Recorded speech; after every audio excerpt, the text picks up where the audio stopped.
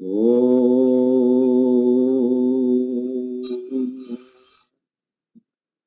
सहनाववतु सहनौ भुनक्तु सह वीर्यं कर्वावहै तेजस्विनावधीतमस्तु मा विद्विषावहै। ओम शांति शांति शांति। सबको सादर नमस्ते जी। सभी का हार्दिक स्वागत है। कमला जी, आप ले लीजिए भजन।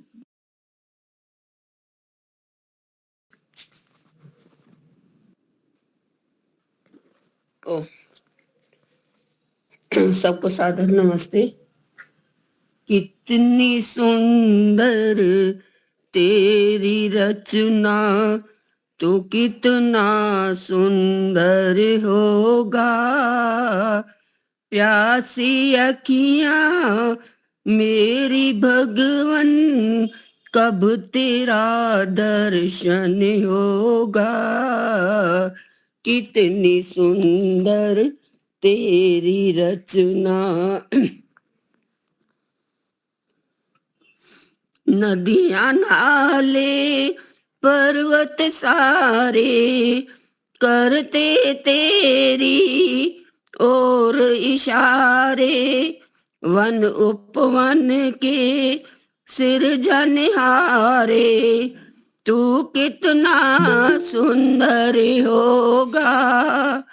वन उपवन के सिरजनहारे, तू कितना सुंदर होगा।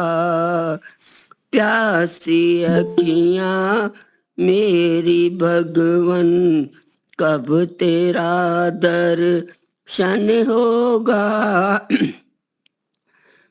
भांति भांति के वृक्ष उगाए, रंग बिरंगे फूल सजाए। भांति भांति के वृक्ष उगाए, रंग बिरंगे फूल सजाए। सुंदर स्वाद भरे फल वाले, तो कितना सुंदर होगा। सुंदर स्वाद भरे रस वाले, तो कितना सुंदर होगा। प्यासी अखियां मेरी भगवन, कब तेरा दर्शन होगा। नभ में सूरज को चमकाया, विमल चांद की शीतल छाया। नभ में सूरज को चमकाया, विमल चांद की शीतल छाया। रमरता तारों के चमकने वाला, तो कितना सुंदर होगा। प्यासी अखियां मेरी भगवन, कब तेरा दर्शन होगा। ऋषि मुनि रायस गाते, तेरे ही उपदेश सुनाते। ऋषि मुनि रायस गाते, तेरे ही उपदेश सुनाते। सुंदर ज्ञान का देने वाले, तो कितना सुंदर होगा। सुंदर ज्ञान को देने वाले, तो कितना सुंदर होगा।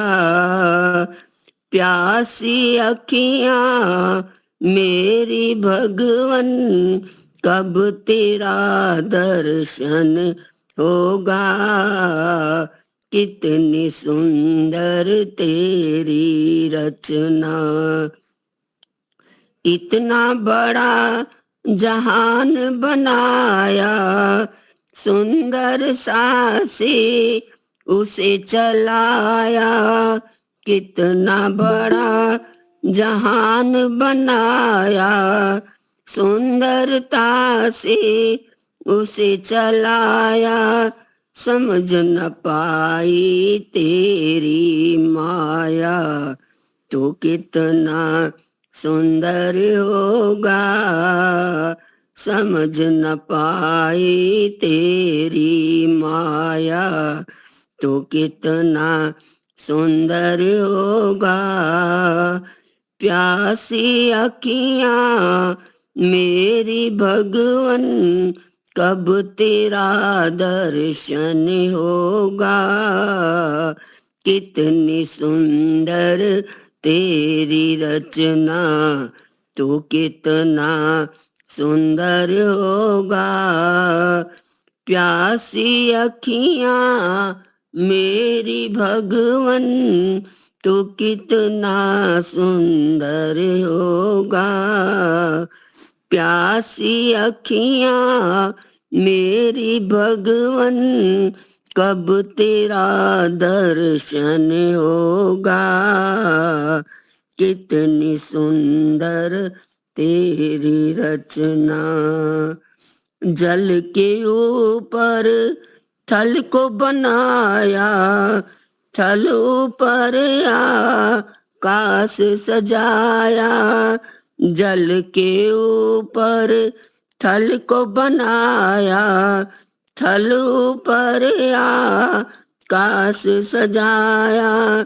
रोम रोम तेरा यश गाया, तो कितना सुंदर होगा। रोम रोम तेरा यश गाया, तो कितना सुंदर होगा। कितनी सुंदर तेरी रचना, तो कितना सुंदर होगा। प्यासी अखियां मेरी भगवन, कब तेरा दर्शन होगा। कितनी सुंदर तेरी रचना। धन्यवाद जी, आपका आपने समय दिया, ईश्वर का भी धन्यवाद। बहुत सुंदर, आपने एक भी शब्द छूटा नहीं, स्पष्ट सुनाई दिया, बहुत बढ़िया, और शब्द भी अच्छे थे। एक और भजन धन्यवाद। लेना चाहते हो, छोटा सा ले सकते हो कोई?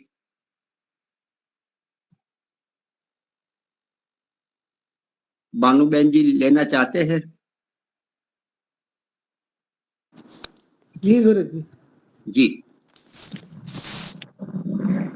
मानव सोचो जग के सुख का, मानव सोचो जग के सुख का। विस्तार रहेगा कितने दिन। मानव सोचो जग के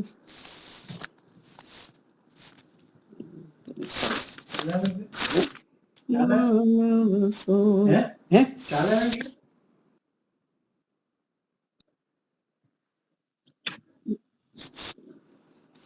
थोड़ा राग।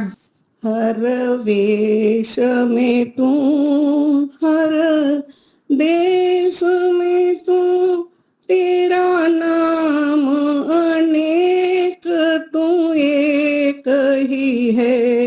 हर वेश में तू, हर देश में तू, तेरा नाम अनेक, तू एक ही है। तेरी रंग भूमि रस धरा, तेरे रूप अनेक, तू एक ही है। हर वेश में तू, हर देश में तू, तेरे नाम अनेक तू एक ही है।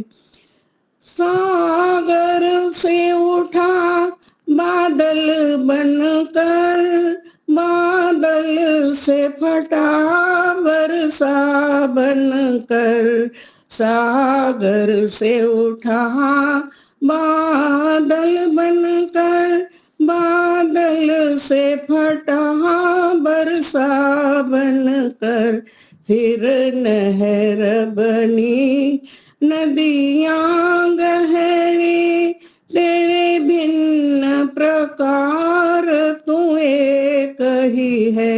हर वेश में तू, हर देश में तू, तेरे नाम अनेक तू एक ही है।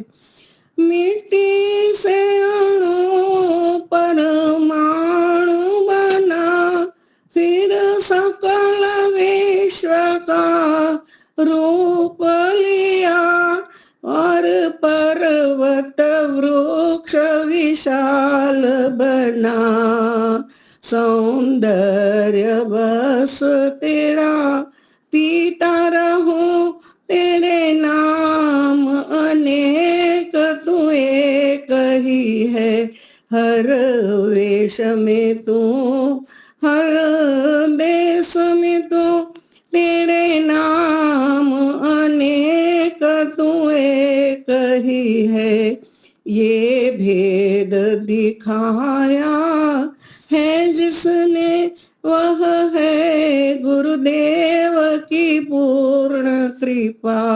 ये भेद दिखाया है जिसने, वह है गुरुदेव की पूर्ण कृपा।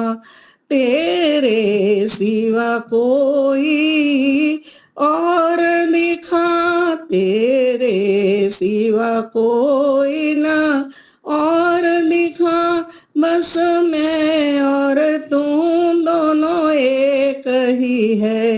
हर वेश में तू, हर देश में तू, तेरे नाम अनेक तू एक ही है। तेरे नाम अनेक तू एक ही है। समय देने के लिए धन्यवाद। बहुत सुंदर।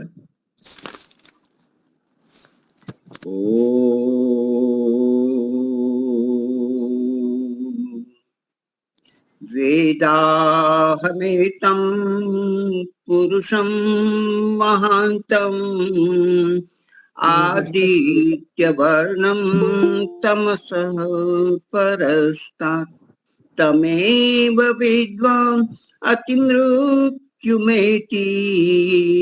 नान्या पंथा विद्यते यनाय, नान्या पंथा विद्यते यनाय।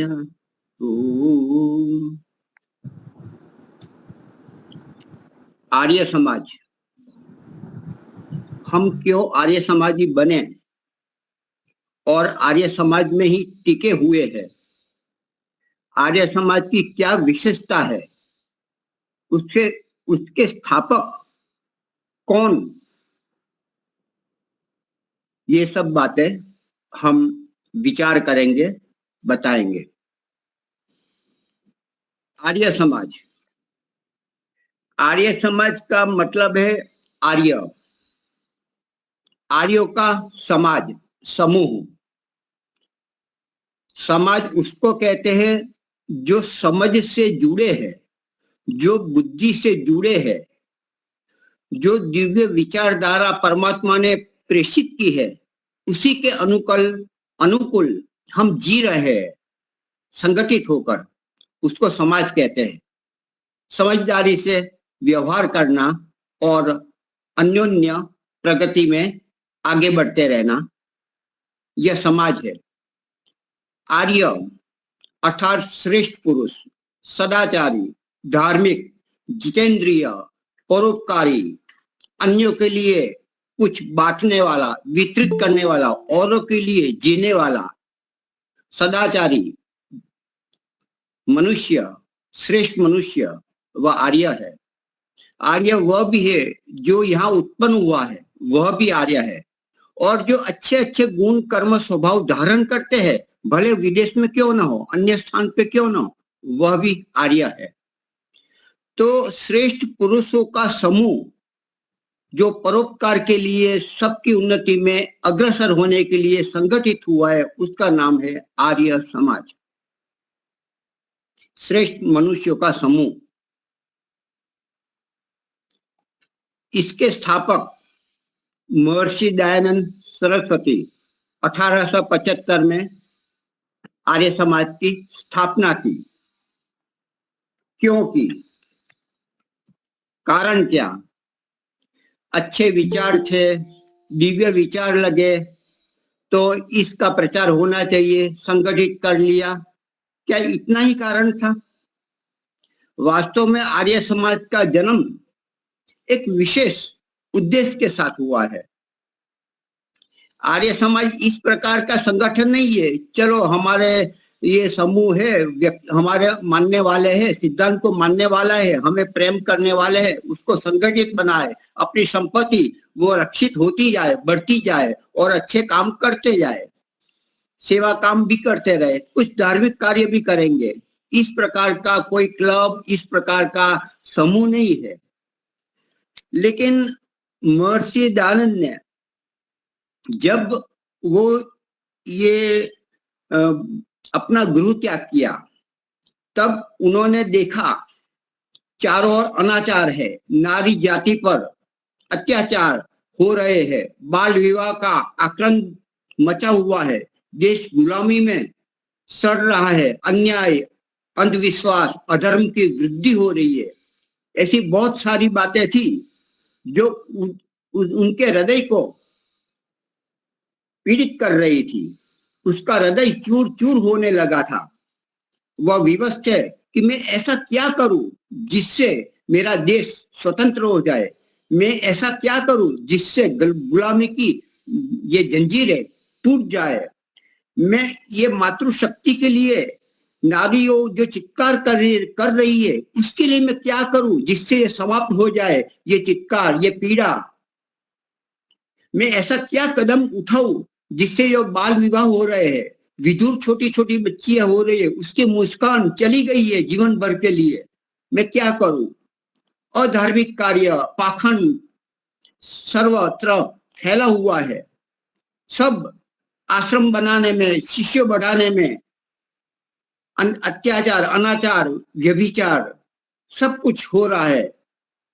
तो क्या करना है, क्या करूं मैं?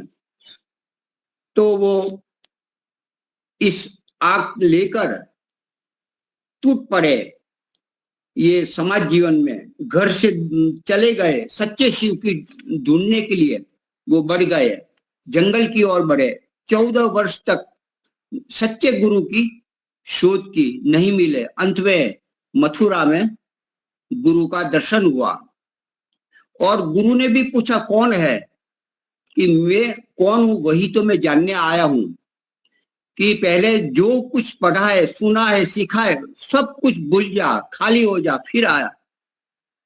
तो इस प्रकार से वह भी गुरु की मानिया, गुरु की ने जो कहा, गुरु बनाना था, अभी तो बने नहीं थे, तो भी सब कुछ नदी में बहा दिया शास्त्र और खाली होकर आए। अभी आप पढ़ाइए। कोई व्यवस्था नहीं थी खाने की, रहने की, वो भी व्यवस्था हो गई। तो जो अनाचार, अत्याचार सब कुछ देखा, तो उसकी हृदय में एक आग थी, कैसे सर्वतोमुखी आंदोलन करूं जिससे मेरी प्रजा, मेरा भारत देश, मानव जाति उत्थान को प्राप्त करे। तो इस प्रकार की जो भूख थी, उसका परिणाम स्वरूप आर्य समाज का जन्म हुआ। आर्य समाज, जैसे मैंने कहा, श्रेष्ठ पुरुषों का समूह है। महर्षि दयानंद आर्य समाज के प्रेमी है, मतलब महर्षि दयानंद के हम भक्त हैं। क्यों? उसका बाह्य स्वरूप स्वामी जी का देखे तो 6.25 फुट 6.5 फुट लंबे, हल्का सा गौर वर्ण, बड़े शरीर रुष्ट पुष्ट भरावदार, चमकीला, आदित्य ब्रह्मचारी थे, कोई सामान्य नहीं थे। वो कैसे थे? वो सामान्य कोई ब्रह्मचारी नहीं, कोई वीर नहीं, कोई भक्त नहीं, कोई सुधारक नहीं, एक विशेष थे। हम महर्षि दयानंद का जीवन पढ़े तो मैंने जब पढ़ा तो मैंने देखा कि ऐसा जीवन क्या हो सकता है। पहले, सबसे पहले मैंने पुस्तक कोई नहीं पढ़ी, एक महर्षि दयानंद का जीवन चरित्र मेरे हाथ में, मेरे घर में ही उपलब्ध था, वो पढ़ा। श्रीमद् दयानंद प्रकाश उनका संक्षिप्त रूप था, वो मैंने पढ़ा तो देखा कि इतना सारा युद्ध, सत्य के लिए मरना, सत्य के लिए जीना, सत्य के लिए जहर पीना, सत्य के लिए पत्थर खाना, सत्य के लिए क्या नहीं किया। ऐसा लड़ना श्री राम और श्री कृष्ण के बाद कोई भी ऐसे महान पुरुष नहीं, केवल ये महर्षि दयानंद ही है। ऐसा बिल्कुल मुझे ऐसा लगा और पढ़ते पढ़ते आंसू आते गए, इतना बढ़िया था। अभी भी ये 200वीं जन्म जयंती है तो महर्षि दयानंद की श्रीमद् दयानंद प्रकाश, वो मैं मेरे पास जो पढ़ा था 40 साल पुराना, तो जर्जरित पन्ने हुए गए थे। हमारे घर से पन्ना जी ने भी पढ़ा, उनको भी बड़ा अच्छा लगा, ये भी इससे हमसे जुड़ गई। तो वो श्रीमद् दयानंद प्रकाश आज जब मैं वहां टंका लगाया, 400 रुपये मिल रहा था, ले लिया, वहां दिखाया, अच्छा लगा, बहुत ही अच्छा लगा। पहले पढ़ा ही था तो हमने सोचा कि ये वस्तु तो बनानी है, औरों को बांटनी चाहिए, देनी चाहिए, भेंट स्वरूप भी देनी चाहिए, या तो 50% देकर भी हमें उपलब्ध करवानी चाहिए। तो हमारे घर से कहा कि इसके लिए तो मैं खर्चा करने वाली हूँ, मैंने 5 साल से सोच रही, करना है। तो 100 से 150 लगभग 40,000 की हम मंगवाएंगे श्रीमद् दयानंद प्रकाश स्वामी सत्यानंद जी की। बहुत ही बढ़िया है, बड़े भक्ति भाव से और बिल्कुल निर्मल स्वच्छ जीवन अच्छा लिखा है, वो पढ़ना चाहिए, वो हम मंगवा रहे हैं। मतलब वो बाह्य देखाव से इतने रुष्ट पुष्ट, इतने तेजस्वी और विद्वान भी, आत्मिक बल, मानसिक बल, शारीरिक बल सभी में आगे, ऐसा पुरुष कहीं कल्पना में भी ऐसा हो सकता है, ये कलयुग में ये कल्पना नहीं कर सकते। तो हम ऐसे आदित्य ब्रह्मचारी, महान योगी, महासुधारक, सर्वतोमुखी क्रांति करने वाला, एक आग, एक विचार क्रांति लाने वाला, वेदों को कितने वर्षों से जो ताले लगे हुए थे उसकी ताले तोड़कर हमें जन समाज को उपलब्ध कराने वाला महर्षि दयानंद जी है। तो हम उनके भक्त हैं, क्यों ना बने। यदि मुझे कोई कहे कि आर्य समाज में कोई अच्छा कोई धर्म है तो हम जो वहां जाने के लिए तैयार है, लेकिन अभी तक ऐसा मन को संतुष्ट करने वाला नहीं मिला। ये हो सकता है, हाँ जी, श्रीमद् दयानंद प्रकाश बहुत बढ़िया। तो ये हो सकता है कि महर्षि दयानंद और आर्य समाज को मानने वाले व्यक्ति में कुछ कमी हो, उसकी अव्यवस्था में कमी हो, उसके साधनों में कमी हो, लेकिन सिद्धांत में तो कोई भी आर्य समाज को पराजित नहीं कर सकता, चाहे बौद्धिक हो, चाहे हृदयग्राही हो, किसी भी क्षेत्र में हो, आर्य समाज हमेशा ऊपर आगे ही रहेगा। तो आर्य समाज के हम प्रेमी हैं, महर्षि दयानंद के भी भक्त है, बिल्कुल श्रद्धा भाव से, केवल नहीं,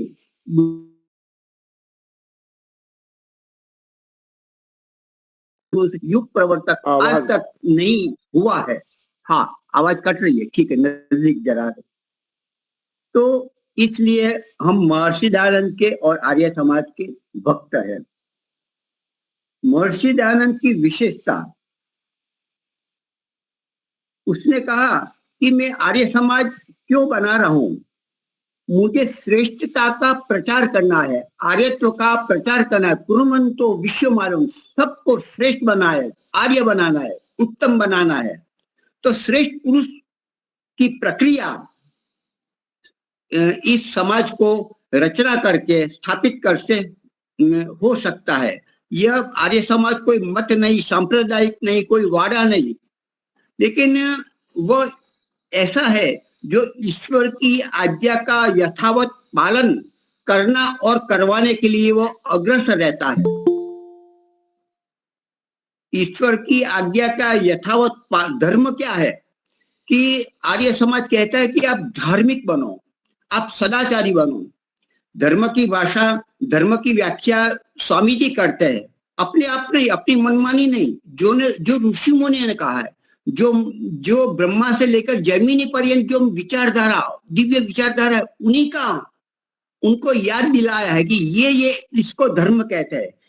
तो धर्म के लिए महर्षि दयानंद सरस्वती ने कहा, जो ऋषियों ने पहले कहा था, ईश्वर की आज्ञा का यथावत पालन करना और जीवन में पक्षपात रहित होकर न्याय करना ही सबसे बड़ा धर्म है।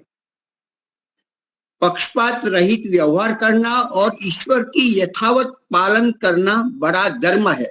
सेवा करना, परोपकार करना, अन्य के लिए उपयोगी होना, मानवता का प्रचार करना, यह भी धर्म है। और अधर्म इनसे विपरीत है। तो श्रेष्ठ पुरुष कौन हो, धार्मिक पुरुष कैसा हो, उसकी व्याख्या महर्षि दयानंद करते हैं, आर्य समाज करते हैं। श्रेष्ठ पुरुष वह है जो सत्य प्रिय हो, जो धर्मात्मा हो, जो विद्वान हो, जो सबके हित की बात समझता हो और औरों को समझाता हो, वही श्रेष्ठ पुरुष है। तो इस प्रकार की व्याख्या हमारे ऋषि ने हमें दी है। मनुष्य किसको कहते हैं? मनुष्य यदि दो हाथ, दो कान, दो चक्षु, दो पैर होना, ये तो सामान्य मानते हैं, ये तो है ही, लेकिन विशेषता क्या? मनुष्य उसी को कहना चाहिए। स्वामी जी लिखते हैं कि मनुष्य उसी को कहना चाहिए जो मननशील होकर स्व आत्मवत दूसरों के सुख दुख और लाभ हानि को समझे और अन्यों की धन संपत्ति छीनने में कभी लगा ना रहे, ईर्ष्या द्वेष से जो रहित है, वह मनुष्य है। जो मननशील है, जो सोच विचार कर कार्य करता है, अन्यों के सुख दुख लाभ हानि को समझता है और उस अनुसार आत्मवत व्यवहार करना, वह मनुष्य है। ऐसी भाषा अन्य क्षेत्रों में अन्य विद्वानों को आप मनुष्य की भाषा आप कहो और हमारे यहाँ आर्य समाज की देखो तो बड़ी विशेषता है। आगे भी हम सोचते हैं आर्य समाज का मुख्य उद्देश्य कुर्वन्तो विश्वमार्यम, हम सभी को श्रेष्ठ पुरुष बनाए, इंसान बनाए, मानस बनाए, मनुष्य बनाए, यही आदेश है। महर्षि दयानंद जी का एक उद्देश्य यह था कि जब जब स्थापना दिन आए आर्य समाज का, तब एक एक नया आर्य समाज खुलना चाहिए और मनुष्य बनने की प्रक्रिया आगे बढ़ती ही रहनी चाहिए। धार्मिक पुरुष, सदाचारी, श्रेष्ठ जनों का समूह बढ़ता जाए, ऐसा ही प्रयास होना चाहिए, जो आज लुप्त सा हो गया है। बहुत सारे देश विदेश में आर्य समाज की स्थापना हो गई है, लेकिन जो स्वप्न स्वामी जी ने बनाया था, उसकी पूर्ति आज उतनी नहीं हो रही है, वो हमारी कमी है।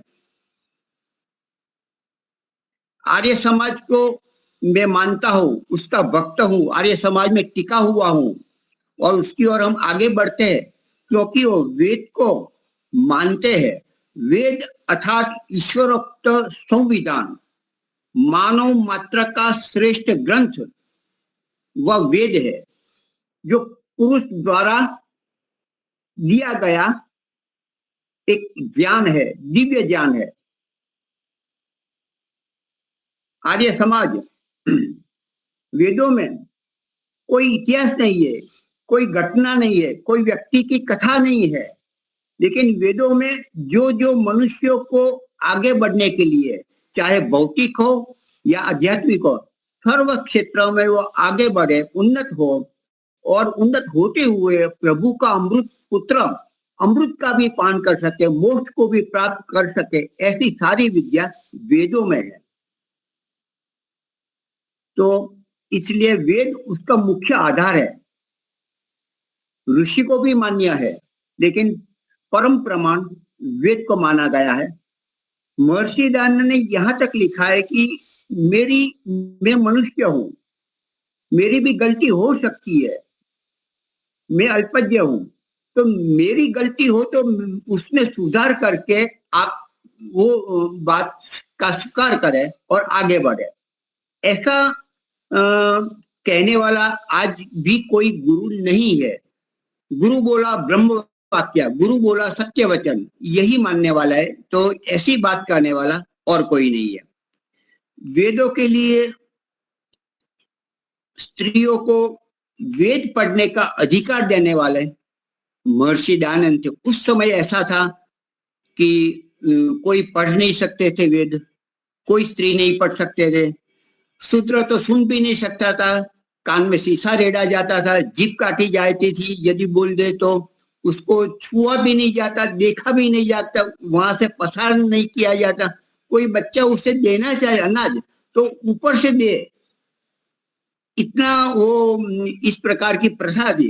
तो इस समय, ऐसे समय में महर्षि दयानंद आए और स्त्रियों को, नारियों को एक ऊंचा स्थान दिलाया और वेदों का अधिकार स्त्रियों को भी दिया, मनुष्य मात्र को वेद पढ़ने का अधिकार दिया। इतना नहीं, गायत्री मंत्र भी हर बच्चा आज बोल रहा है, बोल सकता है, चाहे कितना भी विरोध कुछ बड़े शंकराचार्य कर रहा है हो, या तो बागेश्वर बाबा जी कर रहे हो, या तो अन्य भी क्यों न करे, लेकिन हर मानते हैं कि नहीं, ये गुरु जो गायत्री मंत्र है, जो गुरु मंत्र है, सब बोल सकते, गा सकते, और आज हम सुनते हैं, जाते हैं। ये महर्षि की कृपा है। हर स्त्री जनेऊ पहनने का अधिकार स्त्री को भी है, जैसे पुरुष पहनते हैं वैसे स्त्री को भी पहनने का अधिकार है। आज भी ऐसे बहुत सारे हैं कि पत्नी नहीं पहनती, लेकिन पति उसका 3 के बदले 6 धागे पहन लेता है। तो जनेऊ पहनने का भी अधिकार है, और हम आर्य समाज वाले, नारी भी, स्त्री भी, पत्नी भी, हर कोई जनेऊ पहनते हैं, और उसके लिए भी उत्सव किया जा सकता है, करना चाहिए, केवल बच्चे के लिए नहीं। आज जनेऊ क्या होता है कि जब शादी होती है तो उसके अगले दिन जनेऊ का बड़ा वो वरघोड़ा निकालते हैं, ये सब होता है। वास्तव में 8 वर्ष या 11 वर्ष में वेद पढ़ने के लिए जब भेजते हैं तब ये जनेऊ संस्कार होता है, तो वो नाम मात्र का रह गया, लेकिन जनेऊ पहनना सभी को है, पहनना चाहिए। हम आर्य समाजी है तो हम आर्य समाजी होने का हमें गौरव होना चाहिए। हम हिंदू है तो हमारा हिंदुत्व, आर्यत्व होने का गौरव होना चाहिए।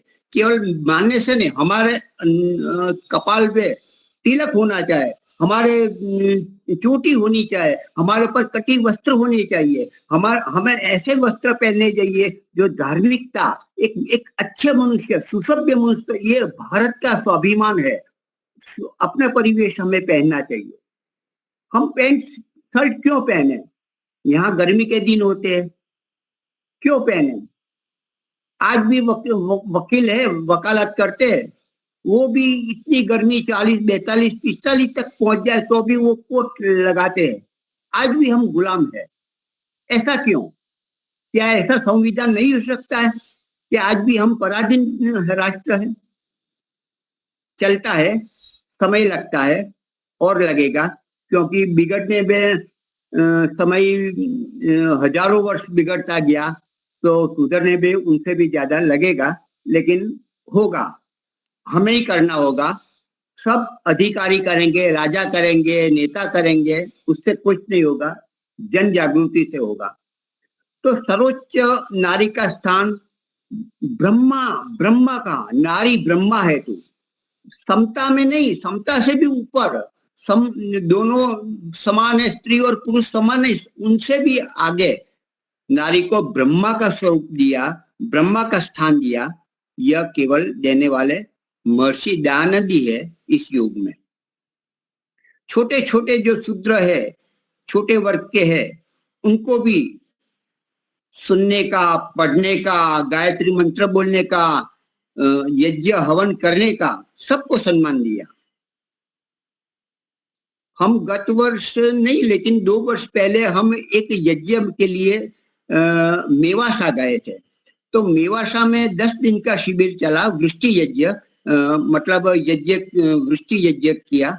बहुत गहरा खड्डा रखा था जिसमें बड़े बड़े खड़े होकर घी की आहुति दी जाती थी, और अंत में अंतिम दिन ने जाहिरात की कि जो जो यज्ञ घर में करना चाहते हैं उसका महत्व समझा कर बताया कि जो करना चाहते हैं हवन घर में, तो उनको हम हमारी ओर से फ्री देंगे, हवन कुंड देंगे, उसके साथ समिधा देंगे, सामग्री देंगे, इस प्रकार।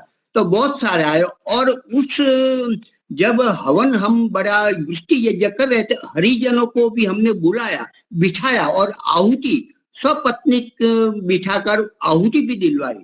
तो जो लेने वाले व्रत थे, हवन रोज करेंगे, उसमें से सबसे ज्यादा हरिजन भाई थे, और वो ले गए और आज भी वो करते हैं, ऐसा मैंने सुना। बहुत सारे जो ले गए उनमें से अधिक शूद्रजन, जिसको हम कहते हैं हरिजन बोलते हैं, तो वो भी आप कर रहे हैं। तो ऐसा माहौल और इस प्रकार का हिम्मत करना, ये महर्षि दयानंद की देन के हिसाब से ही है। तो छोटे से छोटा व्यक्ति भी वेद पढ़ सकता है, हवन कर सकता है, जनेऊ पहन सकता है। जात पात ऊंच नीच सबसे पृथक ये आर्य समाज है, इसलिए हम आर्य समाज में आए हुए हैं और टिके हुए हैं। इसमें कोई मत मिथ्या कर्मकांड नहीं है, इसमें कोई इस प्रकार का कपोल कल्पित मन गढ़ंत विचार नहीं है, ज्ञान नहीं है, डोरी धागा तावीज फलित ज्योतिष भूत प्रेत डाकन पिशाच चमत्कार ऐसी अंधश्रद्धा बिल्कुल नहीं है। आर्य समाज में आएगा कोई भी व्यक्ति तो इतना तो है कि ये भूत प्रेत आदि में जो समय गवाता है, पैसा गवाता है, अपने कितने वर्ष ऐसे बिगाड़ देता है और अपना चरित्र भी भ्रष्ट हो जाता है, इससे तो बिल्कुल बच जाता है। चाहे वो उन्नत हो ना हो, लेकिन इससे तो बच जाता है सब तरह से। इसलिए आर्य समाज में हमें आना चाहिए, टिकना चाहिए और उस ओर आगे बढ़ना चाहिए। इतना नहीं, जो गलत है उन पर हम रोक लगा सकते हैं, और जो जो अच्छा है, जो बेस्ट है, जो ग्रहण करने योग्य है, उसके लिए भी यहाँ अच्छे अच्छे विचार मिलते हैं। कल मैंने मोदी जी का, जो अक्षय कुमार ने एक इंटरव्यू लिया था, तो उन्होंने कहा कि मैं आपको ऐसी बातें बताऊंगा, कोई राजनीतिक बातें नहीं करूंगा, आपकी घरेली, आपकी व्यक्तिगत, हम मित्र जैसे बात करें वैसे ही मैं आपको प्रश्न पूछूंगा। तो इस प्रकार से भी प्रश्न पूछे। तो उन्होंने ऐसे ऐसे प्रश्न पूछे कि आप कितने बजे सोते हो, कितने नींद लेते हो, आपको कैसा है लगता है, कोई निंदा करता है, ये ऐसी बहुत सारी बातें बताई। तो इस प्रकार से मैं अपना विचार एक भूल गया, मैं क्या कहना चाहता था, कोई बात नहीं, याद आएगा मैं फिर से कहूंगा। तो हम आर्य समाज में क्यों आए, तो उसके लिए नहीं आने का मतलब, यहाँ जो पशु हिंसा हो रही है, जो सतपथ ब्राह्मण है, सतपथ ब्राह्मण में जो हिंसा, उनकी जो अनर्थ करके पशु को मारा जाता था, उसकी बलि चढ़ाई जाती, तो ये बलि को बिल्कुल रोका और उसके बदले में अच्छी अच्छी सुगंधिदायक वस्तु, बेस्ट वस्तु, दी बेस्ट वस्तु डाली गई, व्यंजन डाले गए, और इससे ये जो अच्छे से प्रचार का कार्य हवन के लिए, और संस्कार 16 प्रकार के संस्कार का जो प्रवर्तन किया वो महर्षि दयानंद ने किया। सामान्य रूप से हम आज भी इतना प्रधानता नहीं देते, वास्तव में देना चाहिए। आर्य समाज क्या प्रधान देता है कि चलो ये ज्यादा से ज्यादा वो एक तो विवाह है, विवाह शुभ विवाह लग्न करवाते हैं, अंत्येष्टि करवा लेते हैं और कभी जनेऊ करवा लेते हैं, या तो कभी चौल कर्म करवा देते हैं, ये केश छेदन, लेकिन और नहीं करवाते। लेकिन हमारे जो आयुर्वेद के जो आचार्य गण है, आयुर्वेद के जो डॉक्टर है, वैद्य है, वो हमारे पास आते हैं और हमें के गर्भाधान संस्कार करवाओ, हमें अभी नामकरण करवाना है उसके लिए कराओ, तो इस प्रकार की प्रक्रिया करते। तो हम हमसे ज्यादा अन्य जो आयुर्वेद को मानने वाला है, नैसर्गिक को मानने वाला है, वो करवाते हैं। तो 16 संस्कार का प्रचलन ये आर्य समाज ने, महर्षि दयानंद ने किया और संस्कार विधि भी स्वामी जी ने लिखी, और उसका क्या क्या अर्थ है, क्या क्या भावना है, उसकी विस्तार से भी अन्य जैसे संस्कार समुच्चय है, संस्कार चंद्रिका है आदि बहुत अच्छे ग्रंथ भी हमें प्राप्त हुए। और हमारे ये इस चैनल में भी, हम कक्षा में भी हमारे विद्वान उसके लिए बताते रहते। तो आर्य समाज में पशु हिंसा रोककर अच्छी अच्छी वस्तु का प्रचलन किया डालने का, और इतना ही नहीं, एक नैतिक कर्तव्य बताया। हर गृहस्थी को, हर व्यक्ति को सुबह और शाम हवन अवश्य करना चाहिए। परिवार में कम से कम एक बार तो होना चाहिए, कम से कम एक बार होना चाहिए। तो इस प्रकार की जो आज प्रचलन हो रहा है, इतना ही नहीं, 200 1100 कुंडी भी हवन हमारे मोरबी में भी अभी भी हुआ, पहले भी अन्य स्थान पे भी हुआ। तो इस प्रकार का प्रचलन कर सकते हैं, क्योंकि उसका बीजारोपण महर्षि दयानंद ने डाला था, उसका हम लाभ ले रहे हैं और उसको आगे बढ़ाना चाहिए।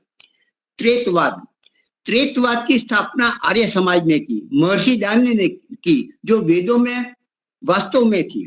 अहम ब्रह्मास्मि, सब में ही ब्रह्म हूं, मुझे कुछ नहीं करना है, बस आंखों बंद करके शांत बैठा रहो, मैं ही ब्रह्म हूं, ऐसा मानते थे और आज भी कुछ मान रहे। तो वो भ्रांति का निर्मूलन आर्य समाज करता है। त्रेतवाद, मैं हूं, मैं आत्मा हूं, वह मुझसे भी उत्तम ऐसा कोई तत्व है जिसको, जो सृष्टि बना रहा है, चला रहा है और उसका प्रलय भी कर रहा है, कर्म का जो योग्य फल भी देने वाला है, फल प्रदाता है, दी बेस्ट है, सबका आधार है। ये सब बातें बताई कि ऐसा परम तत्व है, उसकी आप उपासना करो, उसमें आनंद है, उसमें सुख है, वही हमारा आश्रय स्थान है। इस प्रकार की बातें वेदों के आधार पे हमारे विद्वानों ने महर्षि दयानंद के पथ पर चल के बताया। तो हम क्यों आर्य समाजी न बने रहे? आर्य समाज से उत्तम कोई भी संस्था हो तो हम जाने के लिए तैयार है, लेकिन ऐसा जो पूर्ण संतुष्टि जो सैद्धांतिक रूप में होती है, ऐसा कहीं नहीं मिलता। तो त्रेतवाद, उसमें प्रकृति क्या है, प्रकृति से संसार कैसे बना, पूरी की पूरी सृष्टि जो प्रक्रिया है वो बताया जाता है वेद के आधार पर।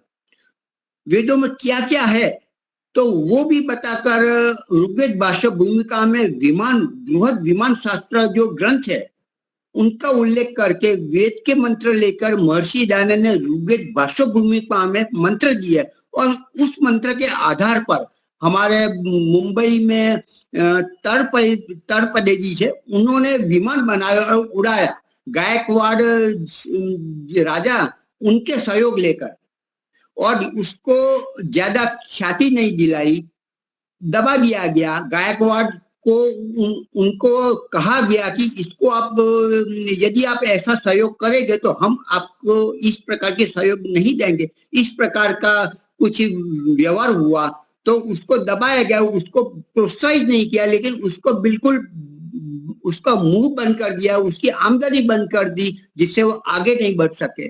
और कुछ वर्षों के बाद राइट भाइयों ने किया और उसका ही प्रचलन हुआ। वास्तव में वेद विद्या का एक मंत्र लेके, दो मंत्र लेकर अपने ये जो तलपड़े जी, उन्होंने विमान शास्त्र बनाए, विमान की रचना की। तो ऐसी बहुत सारी विद्या बीज रूप में वेदों में है। तो वेदों में जो है उसका प्रचलन करने के लिए हमारे में कमी क्या है कि लेबोरेटरी जो स्थापित होनी चाहिए वो अभी कमी है, वो होनी चाहिए। अनुसंधान केंद्र खुलने चाहिए, वो कमी हो रही है। केवल आध्यात्मिक उपासना परक और कुछ कुछ मंत्र अन्य लेते हैं, लेकिन एक एक विषय पर एक एक ब्रांचें होनी चाहिए, एक एक अनुसंधान केंद्र वैज्ञानिक दृष्टिकोण से उनको प्रमाणित करना चाहिए, तब स्वीकारते हैं विदेशी लोग भी। तो ये कमी हमें पूरी करनी चाहिए, वो हमारा काम है। महर्षि दान ने तो जो कुछ 18, 16 या 19 वर्ष मिले उसमें जो भी करना था कर लिया। हम सब मिलके भी उसका स्वप्न कुछ मात्रा में पूरा करें तो हमें कुछ संतुष्टि होगी। उपनिषद की कथा के विषय में भी बहुत उटपटांग बातें होती है, लेकिन वास्तव में क्या उपनिषद कहता है शतपथ ब्राह्मण के अनुसार, वो कथा का रहस्य भी हमारे विद्वानों ने महर्षि दान के मार्ग पर चल के हमें बताया। सच्ची मूर्ति पूजा क्या है वो बताया, सच्चे महायज्ञ क्या है, पांच महायज्ञ का है। मूर्ति पूजा के विषय में कहा कि मूर्ति पूजा वह है जो वास्तव में जीवित है, हमारे माता पिता, हमारे अतिथि, हमारे जो भूत यज्ञ अर्थात जो प्राणी मात्र है उनकी सेवा करना, उसको अन्न देना, जो पीड़ित लोग है, जो गरीब वर्ग है, जो झोपड़ी में रह रहे उसको लिए उपयोगी होना, ये सब बातें वास्तव में सच्ची मूर्ति पूजा है। और मूर्ति पूजा का कभी मूर्ति पूजा का खंडन नहीं किया, लेकिन मूर्ति की जो विधि है इस प्रकार से पूजा नहीं, लेकिन इस प्रकार से की जाती है। राम मंदिर इतना बड़ा बनाया तो आर्य समाज ने ऐसा कोई विरोध नहीं किया, मंदिर बनने चाहिए, कोई बात नहीं, इसमें भी अच्छे अच्छे कथा होनी चाहिए, अच्छे अच्छे यज्ञ याग होना चाहिए, अच्छे औषधालय खुलने चाहिए, ये सब सदुपयोग होना चाहिए। कभी आर्य समाज मूर्ति का खंडन नहीं करता है, लेकिन मूर्ति पूजा जो गलत है उनका विरोध करता है, क्योंकि महर्षि दान ने तो स्पष्ट कर मूर्ति पूजा वो सीढ़ी नहीं है ईश्वर प्राप्त करने के, लेकिन वो खाई है जिसमें एक बार इस प्रकार की सोच बन गई तो वो सोचने का, चिंतन करने का वो खत्म हो जाता है। हमारे कुछ 10 वर्ष पहले एक मित्र थे जो गुजर गए, तो वो पौराणिक थे, मंत्र पाठ, गायत्री मंत्र, त्र्यंबकम मंत्र बोलते थे और कहते थे कि चलो आप मंत्र इतना करवा लो तो इतना लाभ होगा। तो हमारे पास तो समय नहीं, यजमान ऐसा बोलता है, तो अच्छा तो आप मुझसे कहो कि इतना 1000 10,000 मंत्र बोलेंगे तो इतना दक्षिण देना है, तो ठीक है। तो वो बड़े ईमानदार थे, तो घर में जाकर वो इतने मंत्र बोलते थे। तो ऐसी प्रक्रिया वर्षों तक चली। तो आर्य समाज में आने के बाद वो के मुंह में सोचना चाहे तो सोच ही नहीं रहा, क्योंकि मैंने मंत्र बोलना बोलना बोलना वही बोलता, कुछ अर्थ कुछ नहीं मालूम। तो जो बुद्धि शक्ति, चिंतन शक्ति, निर्णय शक्ति, कल्पना करने की शक्ति बिल्कुल खत्म हो जाती है। तो वास्तव में हमें बचाया, हम एक मंत्र देखते हैं, एक शब्द देखते हैं, उसके धातु परख में जाते हैं, निरुक्त क्या कहते हैं, निघंटु क्या करते हैं, इसका वास्तविक अर्थ क्या है, उसके संशोधन करते हैं, सोचते हैं। ये प्रक्रिया हमारे अंदर के दरवाजे महर्षि दान ने खोल दिया। आर्य समाज के द्वारा हमारा खुला आकाश मिल गया, हम सोचने का, दिव्यता धारण करने का। ये केवल आर्य समाज में हो सकता है, अन्य में तो केवल मंत्रोच्चार हो गया, काम पूरा हो गया। इस प्रकार की बातें केवल आर्य समाज में मिलती है। तीर्थ यात्रा हम कर रहे थे, यदि यहाँ ना होते तो तीर्थ यात्रा में हम अभी योग शिविर में हम जाएंगे, संध्या के लिए करेंगे, यज्ञ के लिए शिविर में जाएंगे, तो इस प्रकार ही जाते हैं। तो इसके बदले हम कहीं सोचते होंगे कि चलो ये बद्रीनाथ जाए, केदारनाथ जाए, फिर दक्षिण में और वहां जाए, फिर अन्य स्थान पे जाए, फिर अंत में तो शिव जी जहाँ ध्यान करवाते थे मानसरोवर जाकर अपना भले शरीर गल जाए लेकिन वहां जाना है। तो ऐसी भावना बताते हमारा जीवन ऐसे ही खत्म, बेकार हो जाता है। ये महामूल्यवान जो हमारा शरीर मिला है अनेक पुण्यों का फल स्वरूप, तो तीर्थ यात्रा में सारी जिंदगी खत्म हो जाती, तो हम उससे बचे रहे। तो सच्चा तीर्थ क्या है? वो भी हमारे स्वामी जी बहुत अच्छा बोलते हैं, कहते हैं कि गंगा स्नान करना वो कोई तीर्थ नहीं है, तौबा कह दो तो हमारे पाप माफ हो जाएंगे, तो ऐसा भी नहीं है। तो वो हमारे विद्वान द्वारा भी हम सुनते रहते हैं। तो सच्चे तीर्थ वही है जो हमें तारते हैं, जो हमें उन्नत बना रहा है, जो ईश्वर की ओर हमें प्रेरित करते हैं। यही तीर्थ यात्रा, हमारे माता तीर्थ यात्रा है, तीर्थ है, हमारे पिता तीर्थ है, हमारे अतिथि तीर्थ है, हमारे पढ़ाने वाले कोई भी हो, कोई भी हमें शिक्षा देने वाला कोई स्थूल वस्तु भी क्यों ना हो, जल भी हमारा तीर्थ बन सकता है, सूर्य भी हमारा तीर्थ बनता है। वो हमारे उन्नत करता है, हमें आगे बढ़ाता है, हमें दिव्यता प्रदान करता है, हमें शक्ति प्रदान करता है। तो ये सारे तीर्थ स्थान है, तीर्थ भूमि है। तो इस प्रकार के सत्संग एक बड़ा, सबसे बड़ा तीर्थ है, स्वदेह एक बड़ा तीर्थ है। ये सारी भाषा हमें आर्य समाज से मिले, नहीं तो हम तीर्थाटन ही करते रहते, दौड़ते रहते। हर पूनम होती है तो पूनम में स्वामी नारायण वाले जाएंगे, कुछ और जाएंगे, जाते हैं भीड़ में जाएंगे, और मिलेगा क्या? कुछ नहीं। वो मानते हैं कि संतुष्ट हो गई, मैंने वो मूर्ति की आंख देखी, वो देखी, मेरी ओर ही देख रहे थे, ऐसे सुनते हैं। तो वास्तव में तीर्थ यात्रा क्या है, स्वर्ग नर्क क्या है, ये सारी की सारी आपको देखोगे, स्व मंतव्य प्रकाश, आर्योदेश रत्नमाला, बहुत सारी वस्तु है उसमें आपको मिलेंगे। पेज हम तो पति पत्नी बने, परमात्मा ने जो भी नियत किया था, हम मिल गए और 7 जन्म कम साथ रहेंगे, ऐसा मानते हैं। आज भी बहुत सारे मानते हैं, कुछ आर्य समाज भी मानते हैं। 7 जन्म के साथी कैसे होते? एक जन्म में ही आश्रम व्यवस्था पूरी करनी है। ब्रह्मचार्य आश्रम पढ़ लिया, योग्य बन गए, नौकरी की, गृहस्थ में आए, गृहस्था पाल लिया, फिर वानप्रस्थ में जाना है, 50 वर्ष होते हैं, 55 हो गए, 58 हो गए, रिटायर्ड हो गए, अभी तो चलो तो वानप्रस्थ में जाना चाहिए। और चौथा आश्रम संन्यास आश्रम। यदि एक ही जन्म 7 जन्म में एक ही पति पत्नी के साथ रहना हो तो संन्यास में भी छोड़ना पड़ता है पत्नी को। यदि ऐसा भी हो सकता है कि यदि कोई रक्षा करने वाला पत्नी की ना हो तो वो साथ में भी रह सकते, रख सकते हैं, साथ में यदि अलग रूम रह, ऐसे भी आपातकाल में ऐसा करना पड़ता है। लेकिन जो एक ही जन्म में ये सब पूरे जन्म तक साथ रहेंगे, ऐसा कभी होता नहीं। ये वेद विरुद्ध बातें हैं। कभी ऐसी भी बातें होती है कि हाँ, मैंने याद किया कि जो अपने प्राइम मिनिस्टर मोदी साहब ने जो बात कही है, तो ऐसे पुरुषार्थ, हमारा वेद पुरुषार्थ करने को बताते हैं। तो ऐसा नहीं कि अल्लाउद्दीन का जो दीपक आया वो खुल जा तो दरवाजा खुल गया, ऐसी ये भारतीय संस्कृति नहीं है। जीन आया और जो मांगे वो तुरंत एक रात में तैयार कर दे, ऐसी संस्कृति मानवीय संस्कृति, यह भारतीय संस्कृति नहीं है।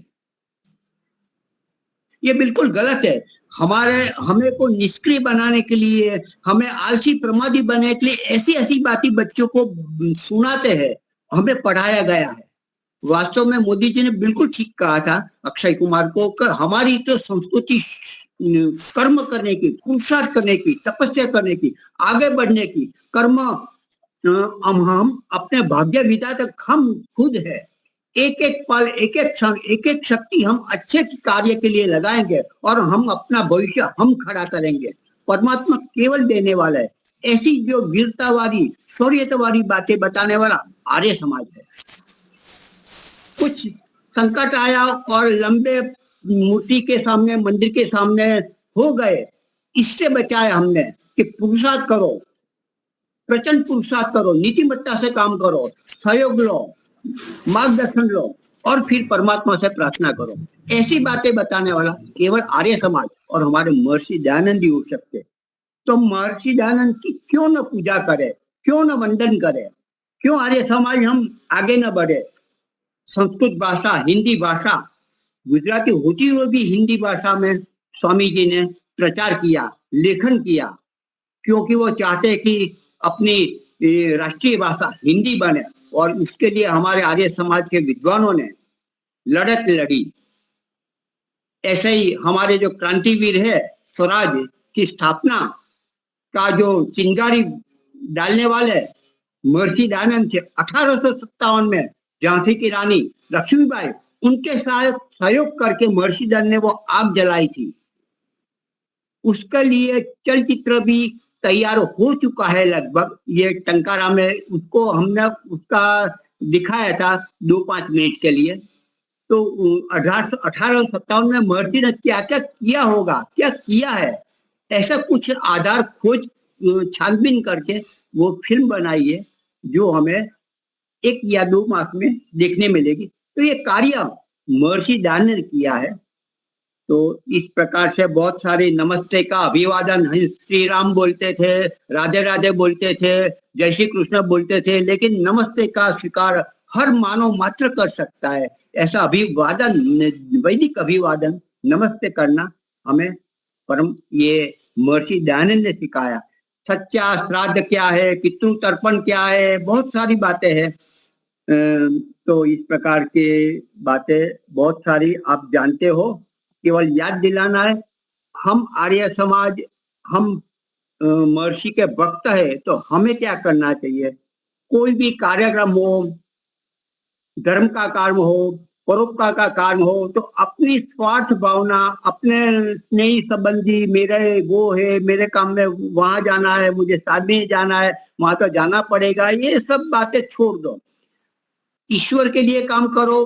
प्रेम मार्ग छोड़ दो। श्रेय मार्ग के ईश्वर का काम, धार्मिक काम, परोपकार काम है, लेकिन प्रधानता किसको देना है?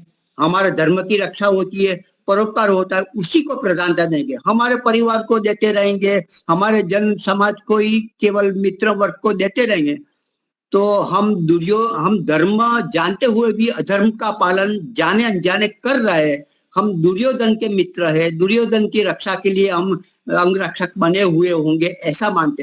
तो सत्य जानते हुए, धर्म जानते हुए, अच्छा जानते हुए भी हम अधर्म, गलत मार्ग, मन का कुछ न कुछ बहाना बनाकर करते, तो ऐसा नहीं होना चाहिए। यदि हमें सच्चे भक्त है, तो जैसा महर्षि ने कहा है वैसा सत्य के लिए, धर्म के लिए, मानवता के लिए, परोपकार के लिए, दान के लिए, यज्ञ, पूरा जीवन यज्ञमय बन जाए, औरों के लिए जिए, ऐसा करेंगे तो हम अपने आप को संतुष्ट करेंगे और हम वास्तव में एक महर्षि दयानंद के वीर सिपाही है, ऐसा हम गर्वभेर हम इस शरीर से, इस भूमि से हम आनंद से विदा ले सकेंगे। ओम सम धन्यवाद। ओम। हाँ जी, शांति पाठ सत्य मुनि जी कराइए आप। मैं कराता हूँ। ओम द्यौः शांति अंतरिक्षं शांति पृथ्वी शांतिरापः शांतिरोषधयः शांतिः वनस्पतयः शांतिर्विश्वे देवा शांति ब्रह्म शांति सर्वं शांतिरेव शांति सामा शांतिरेधि। ओम शांति शांति शांति।